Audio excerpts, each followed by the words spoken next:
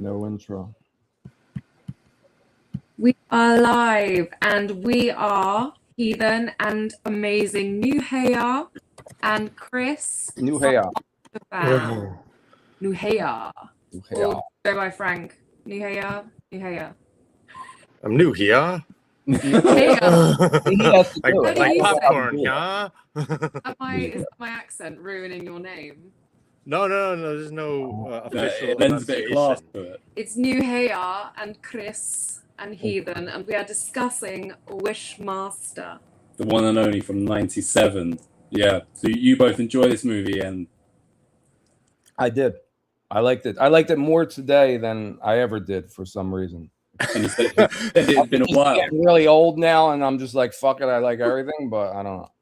Yeah, I get the same things with like bands that I never used to listen to in the '90s. Like, oh, they're not good enough. All of a sudden, I think they're like the best thing since sliced bread. I know, right? Just one solid hit that they had. You'll like hear Puddle of Mud. You're like, oh my god, I love Puddle of Mud. Like I don't remember them at all. yeah. Why wasn't I listening to this more back in the day? Yeah, but Wishmaster wasn't one ever that missed me out. It was like a big part of my formative horror years. So I'll put in the chat that I watched it literally last week and last night. You really prepare for these live streams. You're like, I gotta know my shit. I've been preparing since I was 13 for Wishmaster. You know, to talk to someone. I don't think I've even met anyone in England who's even seen it. You know, it's slightly niche. I'm also gonna come clean. Obviously, we were all sort of chatting, apart from Frank, who had a nap, in the Discord whilst we were watching the movie. But every time there was any actual information about the film, that was John hopping onto the phone. And anytime it was like, yeah, I don't really know, I just really like it.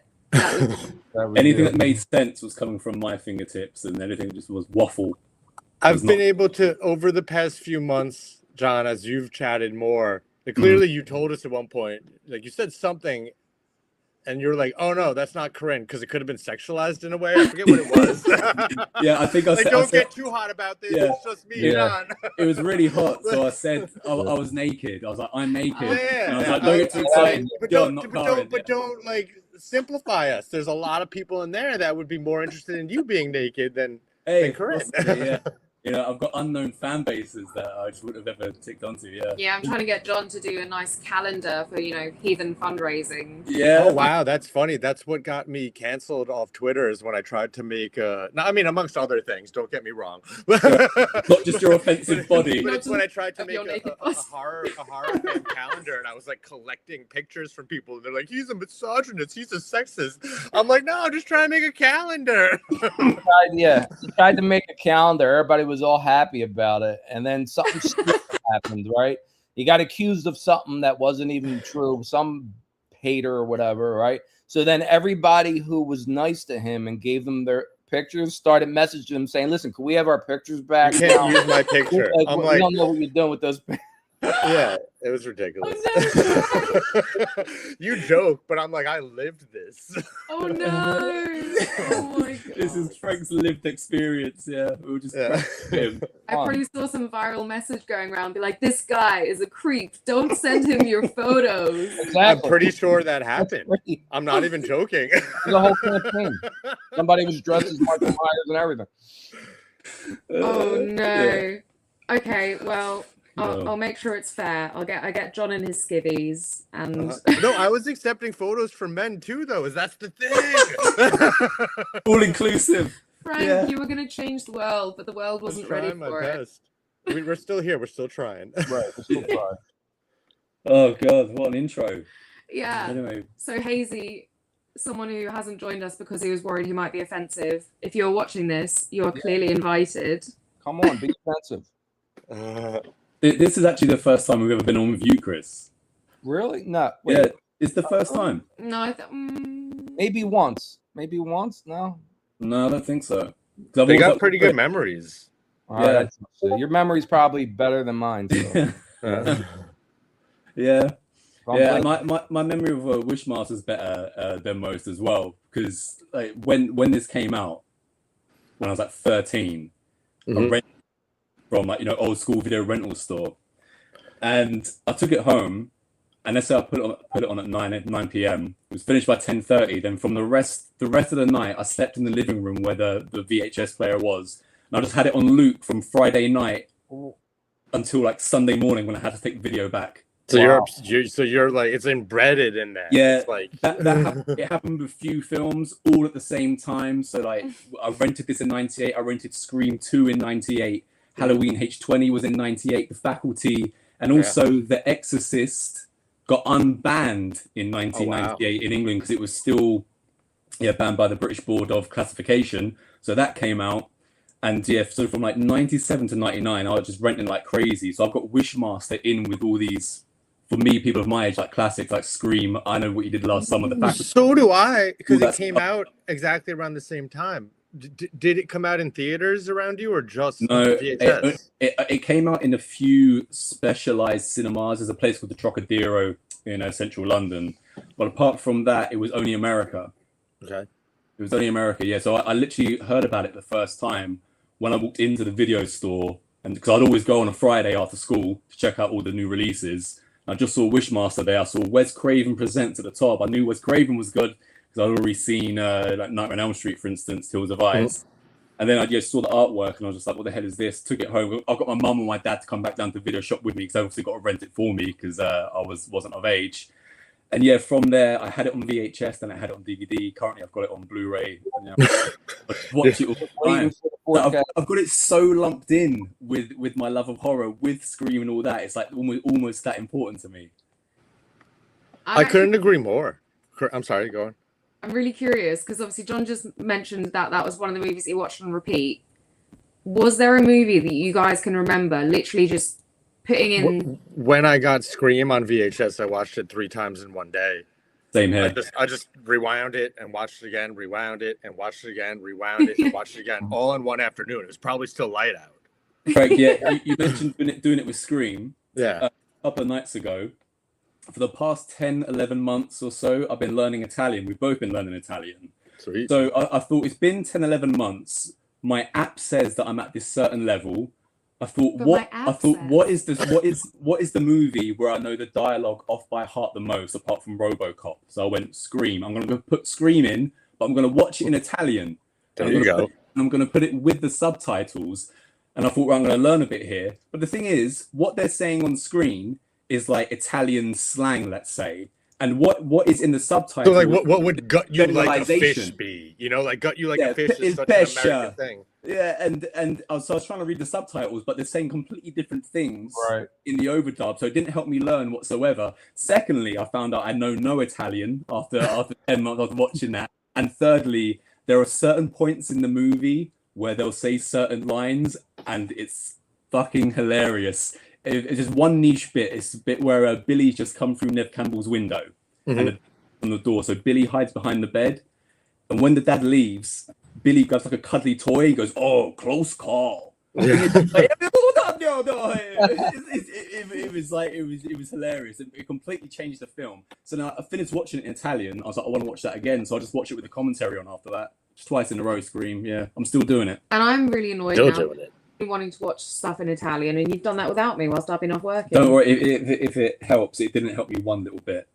Well, I've been watching nothing but Italian horror and giallo for the last 6 years, and I'm so even when it's in English, I'm now used to. I put it in Italian, like I don't even.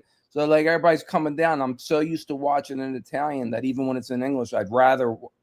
It just goes with the movie. You know what I mean? With the it just fits it better to. Wait, you watch it in Italian with subtitles, or you understand Italian? I'm not at that point. No, I don't understand. Yeah.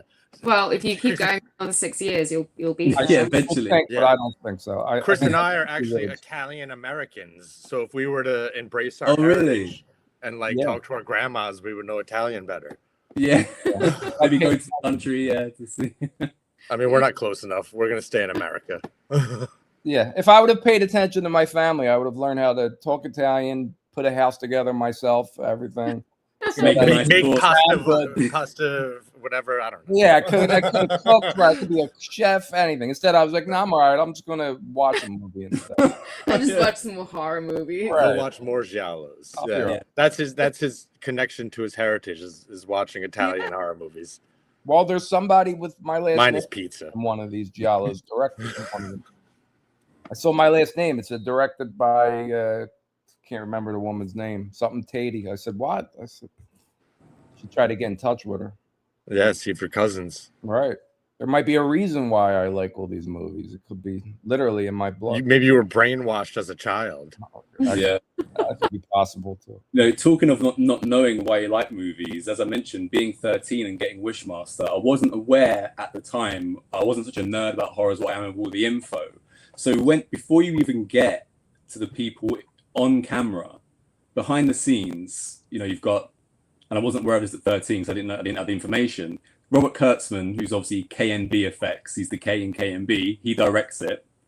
Then you've got Peter Atkins, who wrote Hellraiser 2, 3, and 4. He wrote Wishmaster. Harry or Henry Manfredini, who scored Friday the 13th. Yeah, of course. Wow, you're going so deep because I was gonna say it has Tony Todd, Kane Hodder, and Robert Englund is in it, right? Anyone can tell you that, Frank. Yeah, exactly. But he's like, I'll tell you who did. I'll this. tell you Encyclopedia. something. Yeah. Like You want to know something? I'll tell you. And this is what I live with. Jacques Aitken, who was the original Nightmare on Elm Street, he was the cinematographer.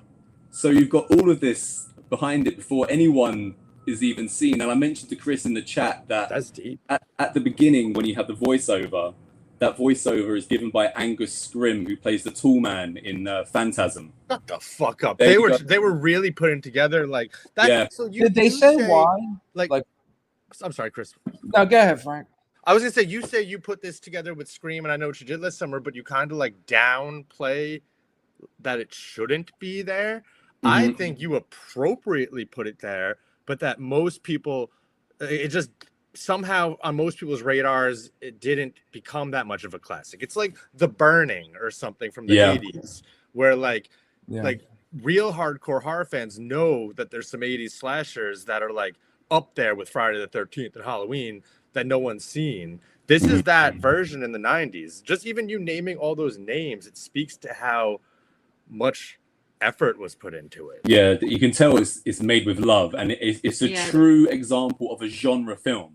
Like, this is a genre film. When you find out who's behind the camera as well as in front of it, you know, it's also, I was trying to think to myself, because also with Wishmaster, I saw this before I saw The Thing, before I saw The Fly, before I saw Society. So Wishmaster is my big introduction to like true like practical effects.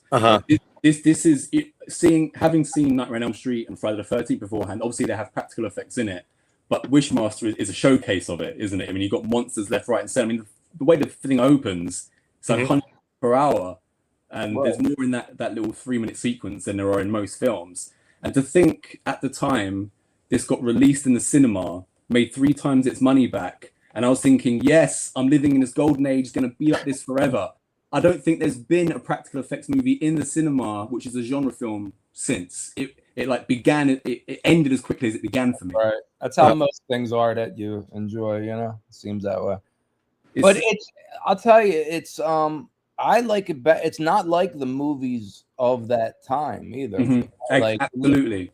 The late 90s, you think of like Scream. Like, I like the first. I'm not a big Scream fan. I like the first one, but I feel like it got too like Friends and like, you know, it became like commercialized.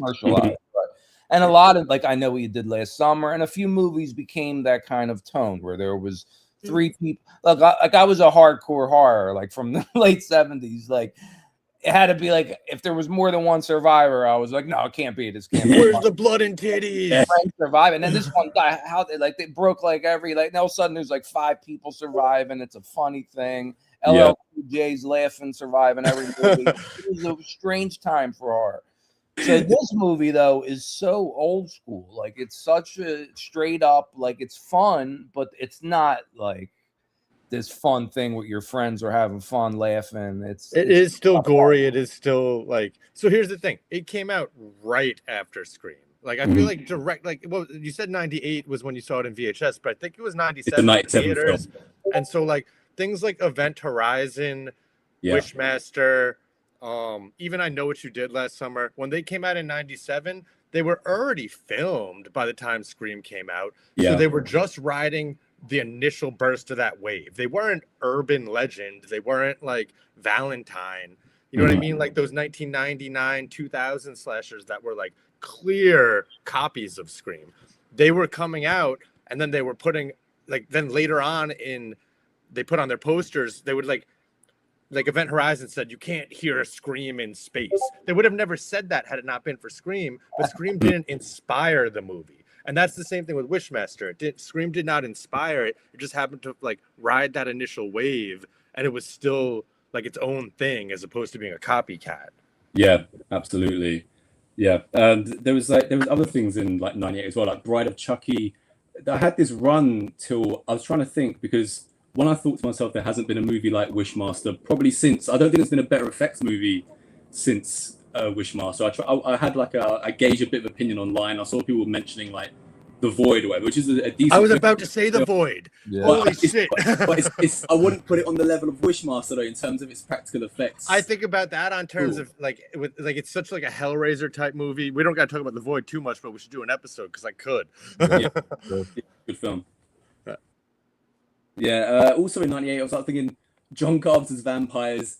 Blade came out, and then we mentioned like Scream.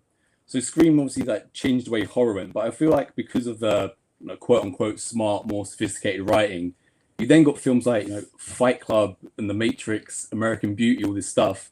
And I feel like for me, after the year 2000, it just ended. Like there were multiple films up to the year 2000 that I was still like, because The Fast and the Furious came out. I hated that film.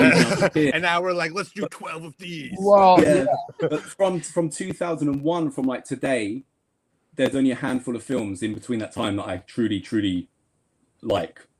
But from 96 to 99, I was taking everything. I just feel like it's been on a slow decline. It almost seems poetic and weird and like crazy that in The Matrix they're like 1999 is the height of human society. We're like, back then. We're like, get the fuck out of here. Yeah. We're like, God, it fucking was. It was. Yeah. Who's laughing now? Yeah. But I'm curious then, Chris, because obviously if you were saying that if there's more than like one survivor, it kind of ruins it. Do you still feel like that?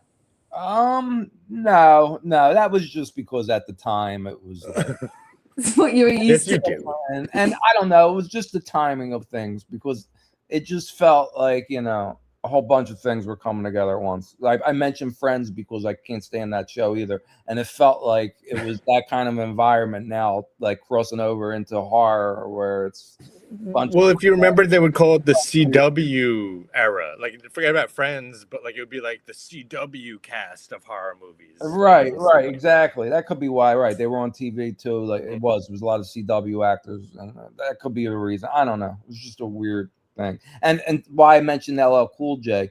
At that time, he was in a bunch of movies where he was surviving the dumbest. He was in that shark movie where he got eaten by a shark. And then he survived Halloween, Halloween, right. Everybody showing up and high-fiving each other. I think it's hilarious. I love Deep Blue Sea and I love him in it. So I mean, it's nothing personal. It's not, what, like, here he goes. He's riding all out of nowhere. It's shark ate him and he just swims up. Same like Jackson. Now, if they would have made him come back, I would have been impressed. Got eaten. No, I was asking because I haven't seen Wishmaster anywhere near as much as him. I mean, I wasn't aware of it until he came into my life. You're welcome. And, showed it to me. We've seen it a few times, and I was reminded again then, because technically this has a very happy ending, really, doesn't it? Yeah, and it was that easy. I mean, click of the fingers, and I swear she makes 4 wishes. Like the Wishmaster says, I need 3 wishes to become god of this universe, and she's made 4. No, because He said, "I'll throw in a free wish for you." Oh, That's the okay. one where she. Oh, yeah. And That she was a- said something at the end, right? Well, you've watched it a Wish bunch, and Master. she's watched it enough to notice that one thing. Yeah, You can I've find always to been slightly understand it. inebriated, even at 13, taking it. Oh gosh. You know, you mentioned about LL Cool J. You know, the studios, they wanted to make loads of money off, you know, rappers being in horror movies and just general movies. You Well, know, apparently they're still Ice doing Cube's it. in a whole bunch of stuff, any still. But I feel that The Odyssey. you know, the major production companies, and even back then in the 90s, even the kind of middling production companies would still have decent budgets. Why didn't anyone like make whatever genre of movie and have it star like Tony Todd and Robert Englund, or like Gunnar Hansen and Doug Bradley? Like, how come it didn't even get given the chance like one time? No one tried it. I was thinking, how can no one come up with an idea? Even like a buddy cop movie featuring Tony Todd and Robert Englund, something like that, with like a $5 to $12 million budget. To try it, right? Just to change genres. Why not? Right. But why did this happen? You have most of these decisions aren't coming from fans. People who actually, it's coming from a board of people who look at numbers, and that's why a lot of these genres like switch what's hot at the time, because if something luckily like makes money, it'll just shift whatever movies are coming out. You know, it takes one thing to get hot, and most of the time it's by accident. But most of these people writing these things and making these decisions and green lighting certain movies, really, I don't think, it seems like they have no idea what they're doing. They don't. We've had the misfortune of talking to some of these people, and it is like banging your head up against a brick wall. I'm pretty sure, because I mentioned this quite a lot, but I don't know who I've mentioned it to on stream, but me and Karin spoke to the guy who essentially greenlit the Crow remake. He's recently done a Return to Silent Hill. So he's making all these movies, and we had a meeting with this guy. It wasn't actually about Heathen. It was about another movie which I've written for. Have you ever heard of a band called Steel Panther? No. Then Steel Panther, this band, like this comedy band. We had a meeting with a member of Steel Panther, because people were trying to write from. They've been mentioning that they want to get into TV, want to get into movies and all this. So I was like, look, can I now take this, now that you've read my script and heard my idea, and tell these producer people I'm talking to that I've got you on board? He's like, yeah, go and do it. So I spoke to this guy, and he'd come to us previously, and he was like, you need a name, you need a built-in audience. I was like, look, I've got Steel Panther here. Every time they come to Europe, they're playing in front of 10,000 people a night. I've seen them, yada, yada, yada. They'll announce the movie, they'll say shit about the GoFundMe or whatever, yeah. And I could see him like taking all these notes, and he was like, I've never heard of them, but I'll do my research. Never heard nothing back from him. And it was in that meeting that I happened to mention, we've also got Heathen. It's a horror movie. He's like, doing horror movies are great because, you know, they're cheap and we can make a lot of money. And I was like, well, even better for you, you know, I only want to do the maximum money I want for Heathen is £1 million, like no more than that, because more money will just ruin it. And instead, he spent £50 million on the Crow remake. And we got off that phone call, and I said to Karin, everyone will hate the Crow remake. No one will respect it. For 1 million, he could have tripled his money. Exactly. So trying to talk to someone when I have this genius horror epic which lasts like 4 hours, and there's a guy who's moronic enough to try and remake the Crow, it's like, I'm just done with these people, really worked up, and we're just going our complete own way now, because the things and they'll move on to the next dumb idea, like it's not even bad, and they won't think like, I shouldn't have. They don't even realize it's not like a mistake. What next dumb idea, like remaking the Texas Chainsaw Massacre? Yeah, for the third or fourth time. Exactly. Yeah, and then everyone's gonna love that. I think they could and probably should reboot Wishmaster if there's any taste for it. But I would base it in like Persia 1127, like where it starts. How many are there? There are 3 or 4. I thought there was more than there's 4. Exactly. Yeah. 4, yeah. I thought we were saying in chat the other day that there were 3, but I thought there's 4. There's 4. The last all of the sequels went straight to video, and only the second one has Andrew Devoff as the Wishmaster, as he is in the first one. I know, because he looks so ridiculous in the third. And he has this awful rubber suit and stuff, and when I was like 18, 16, 17, 18, because I'd seen the first one in theaters, and then when I was like 18, I had them all on tape, and I ate Molly, MDMA, and I watched all 4 of them rolling face. And I just felt so connected to it. It was crazy. And I was like, You were literally connected, right? By the time I got to the third one, I was like, it was almost like tripping me out how like home video it felt. I was like, this feels like me and my friends are just filming each other. Like, what's going on here? This guy just has a mask on. And I could not get into it as a movie. I could only think of it as a study in filming your friends or something. Like, like it was really weird. Oh dear Lord. Yeah. Sorry to come off the MDMA chat because that's great, but can we also mention how great? What did you say? It's called Andrew Divoff. Yeah. Divoff. How amazing is he? The Jin Wishmaster himself in the movie. And so like I said earlier about Robert Englund, Kane Hodder, and Tony Todd being in it, they were trying to hand off the reins of who's going to be the next great horror icon. And what's the actor's name? Andrew Divoff. It's a shame he didn't become an icon like that, you know, like he really could have. He nailed it. I love what he did when he was in full Jin costume. Like, I don't think it could have been done better. But then even when he's just as his, you know, regular human man face, he nails it. He's got that, like, attitude of, I am all powerful. I've been around for hundreds and hundreds of years. He nailed it.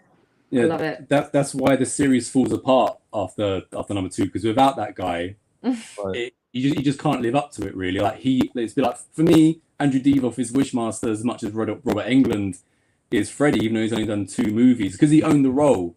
So, and I think, you know, I would buy a figurine of the Jinn of the Wishmaster. I think he's also he's kind of like last creation, because nowadays, apart from the Terrifier guy, Art the Clown, you don't actually have physical people doing horror murderer roles, do you? It's always like CGI nun. You've got Annabelle, or some faceless guy. You know, there's no actual monsters, people that you could actually, you know, make a NECA figurine out of. Right. And when I was saying about putting Tony Todd and Robert Englund together, that culture is gone now, because, like I say, you've only got Art the Clown now. Who would you put him with? You can't put him with anyone. There is no one. There's no other. Right. There's yeah, that's Pennywise. That would be cool. I mean, there you go. I mean, what's the actor's name of Pennywise? The weed guy. Skarsgård. Skarsgård, Bill Skarsgård, like that. But he's not. It feels like more pop culture than horror there. You know, like that doesn't feel like a horror icon for some reason. It's not another, right? There hasn't been another big Freddy or Jason. No, not even Hatchet close. would have been the closest a couple, like 10 years ago. That never hit the mainstream. Not even close. Yeah. I mean, it was good for horror fans and slasher fans. We all love Victor Crowley or whatever, but like. And again, you get Tony Todd in that as well. Don't you get Kane Hodder obviously in that? In fact, Kane Hodder in Wishmaster, this was apparently his first ever speaking role, because he was always just a stunt or just Jason. So when he has that scene with Andrew Divoff, when he gets, you know, I think that's when I was napping, but he was like the bouncer or something, right? Yeah. And when he gets turned into glass, the guy, Screaming Mad George, who did all the effects for Society, for one, he did the painting of Kane Hodder as stained glass, which is another little add-in from a horror legend being in there. I know both you guys have got kids, so you've probably watched, I assume, some horrors with them, because I've picked this one out as whenever I have a child, when they get to like 6 or 7, I think I'll show them Wishmaster, because it's like traumatizing enough, but it's not quite Hellraiser or The Exorcist. Right. Yeah. Right. And I loved it and I loved that kind of stuff when I was that age, when I saw Pinhead. So I would do it, because I was just wondering if you two, if there was a first movie you'd shown your kids, if they're even old enough to watch movies. Chris's definitely are. What did you show? Yeah. Did you purposely introduce them to horror, Chris? Yeah, probably. You know, probably. Like, I probably started with like things like Gremlins and soft things where like not so much gory or a lot of stuff. You know. And by the time, like now, I judged it by like what I watched at a certain age. Like I was like, oh well, I watched Yeah, but then it's like, oh shit, look where I saw am. I saw the Entity fine, so they could, Did you ever see The Entity? Did you ever see what? Is that the kind of the rapey one? Exactly. Yeah, I know. Yeah. I was like 8 years old, and older kids up my street who knew my mother, all the parents were hanging out together. So they were like, yeah, we'll watch Chris. They were probably like 12, 13. So they took me. There was a movie theater only like 5 minutes within walking distance from my house. So everybody used to go. It was more of a hangout than a movie theater. People would just walk around smoking pot and talking, hanging out while the movie's playing. So they took me there, and there's a woman getting, attacked by a ghost on the television, on the screen, and pretty graphically too. And I was like, okay, you smell pot, everything. So, but no, I didn't let my kids watch that movie. Nothing like that. Good, cool, fun for all the family. Fun for the whole right. There probably was some families there, but I showed. I'm sorry. Go on. No, go on, Frank. I showed my niece Child's Play the other day. How old is your niece? She's 8. That's a perfect age. Yeah. At 7 years old, I went to a New Year's Eve party dressed as Freddy Krueger. So it's all fine. So even though it's supposed to maybe a child molester, I was a 7 as Freddy Krueger. I mean, it's strange looking back at the time. I had Freddy Krueger bed sheets. I mean, that's warped. We've also got our first comment. Shout out to the big one, 6969. No comment on that name. Oh, this is my boy. Good to see you here. Yeah. I wanted to say quickly, I think the first horror, like at least scene I remember seeing, I was watching a film with my dad, and I think I was only about 5 years old, and he decided to go to bed because he had work or whatever, and I was just left to my own devices. I was sat alone at night in our living room watching The Bone Collector, and there's one scene where the woman's like flesh has been cut out and she's in front of like a steam vent or something, and I was sat there, this little 5-year-old me, just like, what the fuck am I watching? And I remember that being the first movie I ever saw a kid die in. I was like, they killed the kid. Holy shit. Nothing should be off limits, in my opinion, in horror. Like, like Chris, what you were saying about Too Many Survivors. I also feel like a good horror movie is a shocking horror movie. And whether it's The Exorcist with a crucifix being where it shouldn't be, or it's a kid being offed, like, I'm here for it. Yeah, the first time I saw a kid get killed was The Blob. About The Blob. And the Blob took a lot of heat for that back in the day. Like, I found out later on, for killing a kid. I don't know. Oh, wow. It's a blob. Right? The blob doesn't think, does it? Yeah. It's just another... Frankenstein. Oh, throwing the girl in the water. Yeah. The girl in the water. Everybody got a... I mean, I guess I saw that before Bone Collector, but I didn't. That just didn't seem as like. No, you might not have, because I don't know. I think they took that out at some point. Maybe they put it back after, but also like the old school movies, they didn't have as much of a realistic effect on me as like some of the newer ones. Like the thing about The Bone Collector, I think that freaked me out even at that age was that it felt so real. Whereas like with they find like the body in the water, they're like it's like all fucking gross and shit. It's like a lot of movies, and I watch a ton of horror. I've been watching since forever. But nothing really scares me, like it doesn't. Not even things scares me is the stuff that can really happen, like you said. So when I was young, the things movies that would scare me are like When a Stranger Calls, things where like shit, this could really happen. So I started having nightmares after watching that of people being like in my house, like hiding in the fucking basement and stuff. That's why it makes no sense. But for me, it was always like the zombie things when they've been infected and they're like, that always creeped me out. Yeah, I mean, talk about what creeps me out. In Wishmaster, they've got kind of like the people die and they have like flappy tentacles out their neck. And but when Robert Englund dies, that thing comes out of his mouth and that then extrudes a flappy tentacle.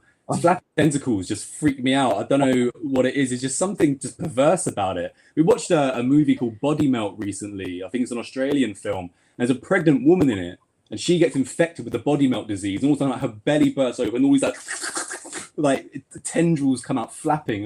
It warps my mind for some reason. Flappy tendrils. I feel like you're talking about your kinks right now. This is code, yeah. Flappy Absolutely. tendrils. Have we got to give a shout out? Tendrils. I've got shout out to my homies back in Gary, Indiana. Yo, Stabby, Lil Ricky, Lil Jabari, and Mel the lesbian. Okay, shout out for our boy, the big one, 6969. So, I hope them people are all doing well. Our biggest fan. Yeah. If I exist. This guy follows us. I'm trying to work out if he's a real person or not. I mean, you never know like the internet, you never know, do you? He cracks me up, though. I love it. Yeah. I'm here for it. Yeah. That's great. Yeah. You know, earlier on when I said when all this stuff was coming out and the fact that the genre movie as Wishmaster in the cinema, and I was thinking, oh, this is never going to end. Also, in like '98, it was about the time when DVDs just started to come out in England. So I walked into the video store one Friday and I saw this one shelf of these weird things that I'd never seen before. And I saw the words DVD. I looked at it. I was like, I was walked back to the VHS and I was like, yeah, let me get this VHS of Wishmaster. Yeah. These things will never last. Who's going to use one of these? And it was like attack of the DVDs everywhere. And it was just obsolete all overnight. Yeah, well, that's what made me laugh as well. Obviously, right at the beginning of this, Frank, when you said that you'd watched Scream on repeat, said, you'd play it, rewind it, play it again. Yeah. Well, I had to rewind it. Kind of just missed those days. I think like my earliest childhood movies were on VHS, but for me, everything I rewatched on repeat was a DVD, which I'm grateful for because I remember the rewind feeling like it took forever on a VHS. It does. It does, yeah, but it was worth it. It was worth it. It was part of the process. It made you feel it's like the exercise. Like no. It's like John having to wait 10 years for a Pamela Anderson photo to finally, fill when you're downloading it. Yeah. They used to sell things that would rewind. Just rewind. It was just a rewinder. It wouldn't play. Yeah. That's what it does. Yeah. Dude. Just rewind. That's ridiculous. I got a rewinder machine, guys. Right. It was like Mom, for Christmas, can I have a rewinder, please? Yeah. Best Christmas ever. I want to because I don't want to rewind with the VCR. I just want to press play on the next movie, and I want to rewind the movie while I'm watching the thing. Yeah. It's the thing. Technology, the things that impressed us back then, like wow, I can actually rewind the movie and watch a movie at the same time. Wow.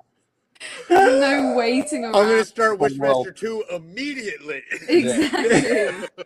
Time is great. Pop it right in. He's real as fuck, though. Used to work in the Walmart and Gary. Yeah, we The go. big 190. He's real as fuck. He heard you saying he's not real. I don't want him thinking he's fake. No, I mean, if I had some beers, I'd pour one out for Sharonda. Mm-hmm. But yeah. Chris, also, we never heard if there was a movie that you watched on repeat. Yeah. Growing up. Just Yeah. any. Like, what did you rewind like 3 times in a day? Did you ever just put it on and just play? Besides porn. Oh yeah. What does it Probably count? Friday. A lot of Friday the 13th. Probably Yeah. Friday the 13th, part 3. I watched a Oh, lot. the Mark one. Yeah. Oh wow. Yeah. That's interesting. Decent. I did it with American Pie as well. That came out like back end of the 90s. Did it? And American Pie I just had on loop on a Friday night and Saturday night. The same as that Wishmaster. Oh well, if any movie, let me see. Yeah, I don't know. I have a ton. See, I watch a ton of movies. There's probably certain movies that I still watch like over and over. American Pie, yeah. Especially when DVDs came out. Like when DVDs came out, it was like go by. Now it was like time to watch all your favorite movies again, but now in DVD. Yeah. In the quality, like it was like watching movies for the first time. A lot of them. Yeah, that's what I get with. I only got a vinyl player about 3 years ago, and now like there is some music I just can't listen to it unless it's on vinyl. Wow, different sound. Exactly the same effect. Yeah, it's completely different sound, and Yeah. if I hear it bad quality, it just pisses me off. If I hear something playing in the kitchen on Bluetooth, which I've got on vinyl, which Karen's playing, I'll go and I'll just turn it off. I'm like, we're not listening to that. You're like turning the Put it on circuit vinyl. breaker off. You're like, we have no electricity. Turn that Yeah. off. I'm canceling the internet. Yeah. Don't even let it enter your brain. All right. Frank, when you said your 8-year-old niece watched Chucky, was she into it? Did she dig it? Yeah, once it like so I remember being more like scared about the atmosphere even early in the movie when I was a kid. You know what I mean? Like I remember being like invested in it. She couldn't get invested in it until Chucky was on screen. You know, like she it really felt like she was kind of like running around playing with the dog, paying attention. And then at certain points she would be like, "Oh my god, Chucky!" But like like kind of like excited. Yeah. You know? Yeah, she's getting lit up. Yeah, because like like me and her dad are both into like horror movies. My brother has like like the Spirit Halloween standees of Chucky and Jason in the garage and stuff. And so like she thinks of it as like this like cartoon caricature thing, whereas I felt like I was scared of it when I was a kid. She was super excited. This was like seeing a superhero to her. She was like Spider-Man, you know, like I was like, okay, here we are. Like Yeah, I mean, Chucky's my favorite, so I'm on her side on this one. yeah, but it's just such a weird thing to see. Like yeah, maybe it's a good sign how into Chucky she was. She could be into, you know, quote unquote monster movies and show up Pinhead next in the chains. Maybe. yeah, Wait. that's a good idea. Yeah, so she came over. She spent the week here, and she had Ghostface socks on. She's like, Ghostface is my new favorite. She didn't say Scream once. She would be like, do you have any Ghostface things? Can you show me your Ghostface stuff? And so like day 2, I was like, yo, let's watch Child's Play. And that's the only horror movie we watched, but it was like yeah, she's totally into it like the same way someone would be into character, any sort of character. Transformers, Marvel characters. Like she like is into it for each of the slashers, and I'm like, I'm so into it because my daughter is not. My daughter one time accidentally saw me watching Terrifier on the computer screen and flipped the fuck out. She was like, "What the fuck are you watching?" She like ran away. Traumatized her for life. Yeah. Clearly, this isn't gonna work. Yeah, because for me the cat was out the bag, and it's obviously not a horror movie, but I saw RoboCop when I was 4. And I watched it about 3 times, and my mum finally watched it, and she was like mortified as to what I'd been seeing. But the cat was out of the bag, man. Like ever since I saw RoboCop, all I was ever interested was violent cinema. Just give me violent cinema. She would buy me like Disney videos and stuff. I'd watch them once. I hated them. I absolutely hate us. Where's the violence? Where's the satire? Violence. Yeah. No one died. No titties, Mom. Where the fuck are the titties? Where's anyone getting annihilated by toxic waste? And RoboCop was brutal. I saw that. My mother took me to see that too. I don't think she knew what she was. A lot of these movies, I'd be like, yeah, take me. She didn't know what she was getting. RoboCop, nobody knew what they were getting. With that. The title doesn't sound like what you're getting. That's what my mum said. She was like, because she let me pick it out at the video store, even though it said rated 18 on it. She was like, RoboCop, this is stupid. You can it's a robot and a cop. It's a robot. It's a robot. That scene where he gets like short circuit. Yeah, but that's brutal. That scene where they actually wanted that scene to be longer, you know, and I think they extended it now in the director's cut. But that's what stuck with me. I was like, I don't even remember what year that came out. Maybe 87, something like that. It was, yeah, earlier. But I remember leaving the theater and being like, that's all I remembered was that when he got killed. You know, when they shot him times or whatever. But it was just so brutal. Seeing it at 4 years old, you know, even though I loved the entire movie, being only 4, when I rewatched it afterwards, I would kind of like watch the part where Murphy gets taken apart through my fingers. You know, it was hard. It's still hard to watch now, and I must have seen that movie like 1,000 times. Yeah, well, that's young. You were really young, you know. I remember scenes in movies where people died where I was young, like, and it didn't even have to be a horror movie, and it's still with me. Like, and I remember, like, it might have been just like not even a big movie, but scenes where like maybe somebody was beaten to death. It just sticks with you if you see that at an early age. If it's done, you know, realistically, like where the people are doing a good job, and you're like, wow, like, absolutely dying here. Conversely, when I was watching it and being just like thrilled or terrified, my dad would be watching it and he'd be like cracking up, but I was too young to understand the jokes, but he'd just be laughing at stuff, you know. And it's only when I got older I found out how funny it actually is, kind of thing. And it has a certain parallel with Wishmaster, because RoboCop and Ed 209, they're, you know, robot cyborgs who are built. Wishmaster is a monster like a djinn, same as Pinhead. I like all of that stuff, and I want to see more monsters in freaking movies, man. Do you know what's What really happened? random? Because even though I saw things like Bone Collector and stuff, I was still just a very normal female child. And You're like, I was nothing like you freaks. things I watched on repeat were like Disney's Legally Blonde, girly shit like that. But have you guys seen, there is one Disney movie that I always got super freaked out by, and it's the one where there's like a kid who's got a pig, and it's kind of Wishmastery because the pig can tell the future. What? And someone steals the pig, and then an army of the dead rises up. Wow. Totally. That might be freaky. lost media. Was that Babe or no? Right, that didn't happen. No. It was that like doesn't it was happen, during the period when Disney did like flops that no one has seen, but that movie is creepy as shit, and that is supposed to be a kids movie. But that's like Good. and there's an army of decaying bodies chasing this kid. Now I gotta know. Thanks, The right internet now. should know. I mean, Disney. Is it the Black Cauldron? That's it, the Black Cauldron. Okay. Yeah. So that one, if you want to, like, I mean, that came out in '85. That's old. Yeah. Wow.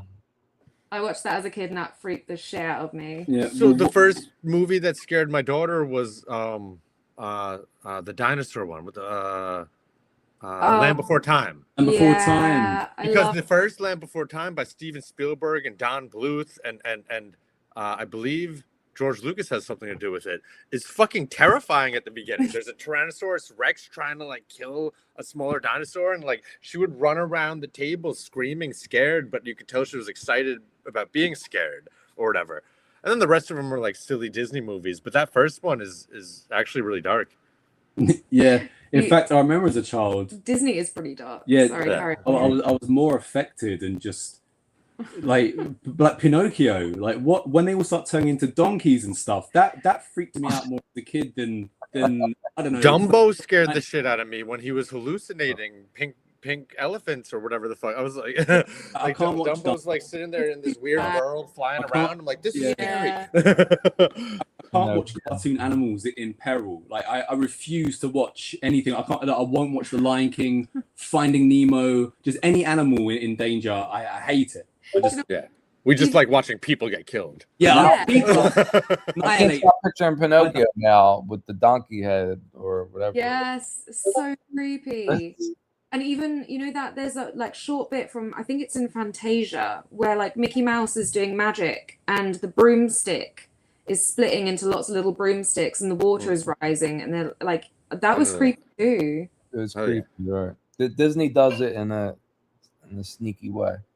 Yeah, and now they're fucking up everything they release. So I'm glad about the world. Just to quickly clear things up for the big one, The Bone Collector is not a porno. Sounds There like might it be a could porno be, called yeah. The Bone Collector. The version we're talking about is not a porno. Exactly. There's definitely like a 10-part series. Bone Collector 10. Yeah, not starring. Oh, I just smashed the table there. I think. Yeah, I think we were about the hour mark. That was nice. That's good times. Blown by for me. Yeah. But yeah, well, Wishmaster, very good today. Yeah. Would you introduce kids to this one? I think so. Yeah. Well, my kids are grown now, so I have a young one. I'll probably wait a couple years. Maybe that'll be his first. Yeah. I was thinking earlier. It was percolating in my head. Wishmaster had to have been like the first year I started seeing movies without my family. Like, because I was like 12, 13, like you were just saying. So like you're going to the movies with your family mostly. I remember seeing Scream with my mom and my stepdad and one of my friends. And then I remember seeing Wishmaster with friends. So it was kind of like, all right, he saw Scream, let him loose. Yeah. Like, no one was watching. No one was like, is this okay for the kids? It was like, all right, cool. So yes, it's okay it's fine. I would probably show my niece at 8, like, and then 13's like, you're a grown up now. You better fucking watch this. Right. Right. You only have a little 4-year window there. I don't want to be bothered. There's a little period where they don't want to watch anything you suggest. So oh yeah, definitely not. You have to be That's careful. when you suggest things that you don't want them to watch, like High School Musical and stuff. Just be like, really, watch this, it's great, and they're like, never, it's bad. How you save them. Frank used to put that on Discord. That's like me. People recommend new films with no interest. That's like you recommending what? being recommended just new films in general. I have no excitement for any of it. It's just you haven't seen Obsession? No. It's I'll very probably good. I bet it's great. It's so good, but I won't recommend it Not gonna make because you them have go no watch interest. No, I'm gonna hate it. I'm sure. I just find I can't imagine you hating it, and if you do, then I don't know it's how we all. will continue I this find friendship. all modern horror, modern cinema in general is pretty bland. And I What saw was the last movie you watched? The newest. we did go and see Backrooms, but Okay. I instantly regretted it. Yeah, no, well, that was the wrong movie to pick. You should have watched Obsession. I just hate. If you were gonna pick one of the new horror movies, We did- Hokum was good. We saw Hokum. That was It was decent. decent. I wouldn't call it great, but it was all right. Yeah. No, I enjoyed it. for a modern It's not horror, I think it's one of the better ones. Again, compare any of this to Wishmaster. Then where's the genies at and stuff? Where's flappy tentacles? That's Right. what I'm looking There hasn't for. been flappy tentacles in a while. Yeah. Exactly. Yeah, it's time to bring this back. Yeah. There was what was the one with Margaret Qualley or something? Substance. The Substance. That was close to floppy close. tentacles Yeah. because it was like not quite 80s monster. Did you see it? No. You should But watch. it was like body horror, and there was like some weird sick substance morphing type shit going on. I think you'll like both of you. Yeah. I mean, I think as soon as I read somewhere, oh, it's like the modern day thing, I was like, no, I'm out. Like, But it really, truly, I wouldn't call it the modern day thing, but it had.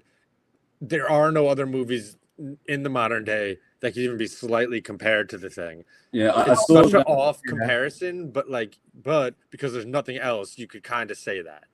I saw that John Carpenter himself hated The Substance. Well, fuck him. He's a big hater.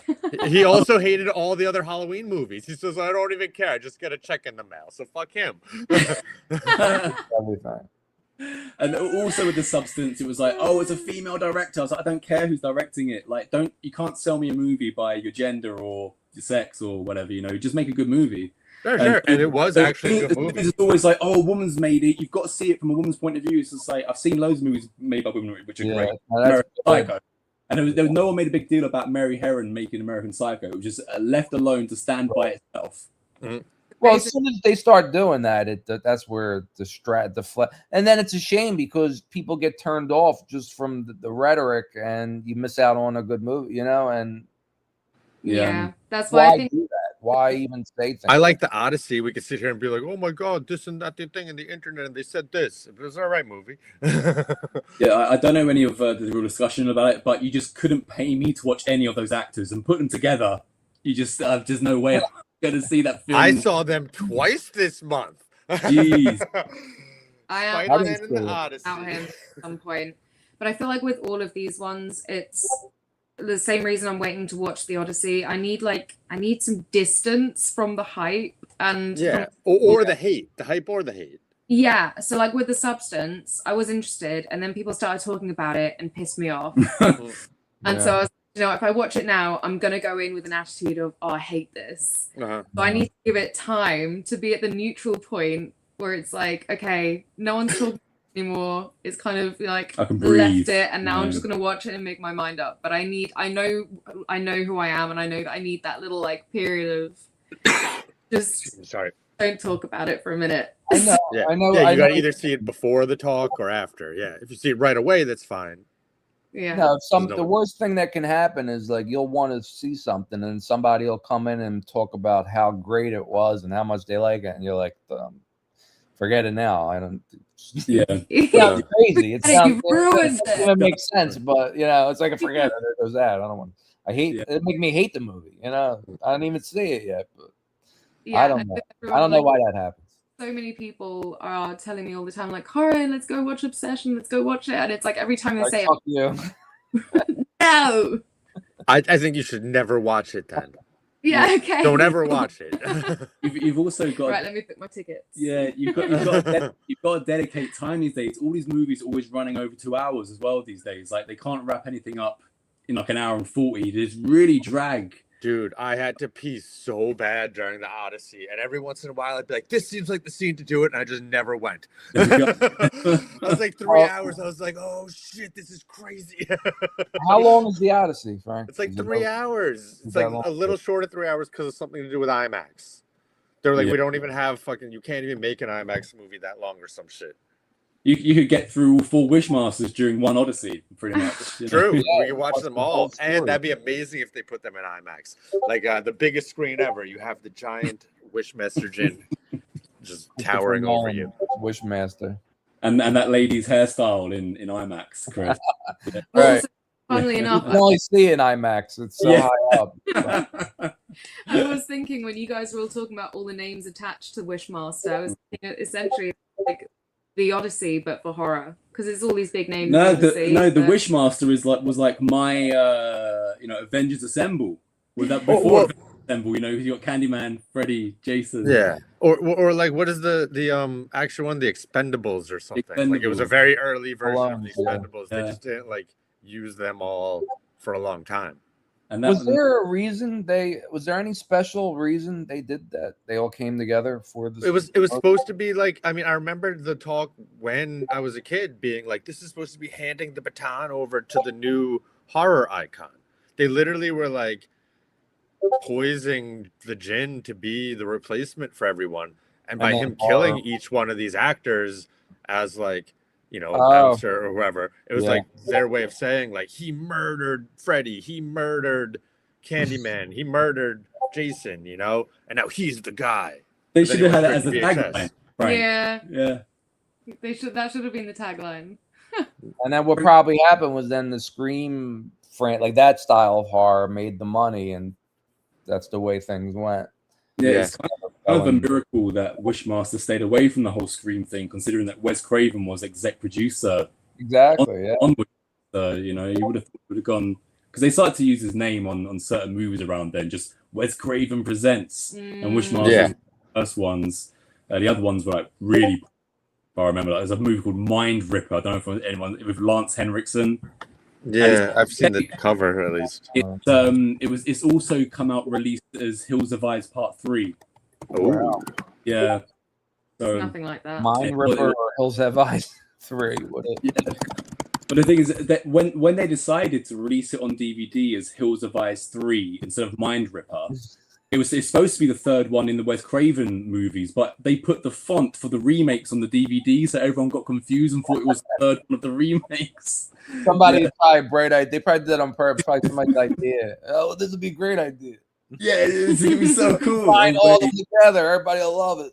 Yeah, exactly. I'm looking at one cover of Mind Ripper where the word Wes Craven is written in the Scream font. Yeah. Wow. It literally looks It's- like the cover Scream. Like they really figure out like weird artistic ways to like lure you in. Yeah, exactly. I mean, Fool you. I once saw a movie called what's the one we watched recently? Carnival of Souls. It was a remake so of good. Oh, you Carnival of Souls. Right. And back in the day in England, it used to be this megastore. It's called Virgin Megastore. You know, typical CDs, videos, DVDs. Yeah, And they- now he makes spaceships and stuff, right? Yeah, exactly. What's his name? Richard Branson. Yeah, I love him. Yeah. I went to one of his festivals I once, love him. Virgin Mobile Fest. Virgin Mobile Fest, nice. He's got Virgin Mobile, Virgin Cola, everything over here. But that movie, the remake of Carnival of Souls, was in an offer. It was like 5 DVDs for £20, and I didn't know what to pick for my 5th DVD. And what sold me in it was just Wes Craven Presents. I was like, I'll have that then. You know, it's just the way that it makes people recognize his name. So it's a cash. He does literally nothing for the movie. He just sat check. Same for Mind Ripper. Yeah. Well, living the life. Like Exactly. Shyamalan puts his name on things now. M. Night Presents. Yeah. It confuses people. I mean, but that's why they do it. People think, oh, they'll quote Must that be- as being their movie, you know. Oh, he directed this one. I'm like, no, it's just Lee Cronin's The Mummy that came out recently, and I was like, do people really know who Lee Cronin is? Well, Well, that was the exact opposite. That was like saying Wes Craven Presents is banking on someone's name who's huge, whereas Lee Cronin actually directed The Mummy, and who the fuck is he? Like, Yeah, exactly. Yeah. Why did we do That's the whole reason I didn't go and see that. I was like, oh, Lee Cronin's the Mummy. Who does he think he is? I'm like, seeing that. Apparently that was really good as well. So I don't know. Yeah. Maybe we'll a whole catch up in see, like we'll 6 see. months' time of all these new movies that we missed out. Maybe, yeah. But on that note, guys, we're coming up to the 60-minute mark, and I feel like it's going to cut us off. It was awesome talking with you guys. It really was. You as well. We hope we were worth the wait after the cancellation. Yeah, of course. I know, obviously, you guys are active on some of the other platforms. If you want quick shout outs, so maybe people can find the Discord. Chris, share your Pornhub. Go ahead. I got in trouble. Throw it in the chat.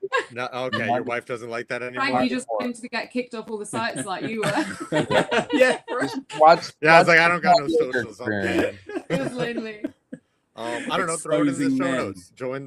Join the Monster Fam Discord and watch movies with us. Yes. And watch the Todd Yeager Experience. And the Todd Yeager Experience, produced by super producer Chris over here. Yes. And hosted by our amazing friend Jack. And Todd. I guess Todd hosted it too, but whatever. That's pulling the strings. His name's in the title. He's a given. Yeah. All right, everybody. That was fun. Later.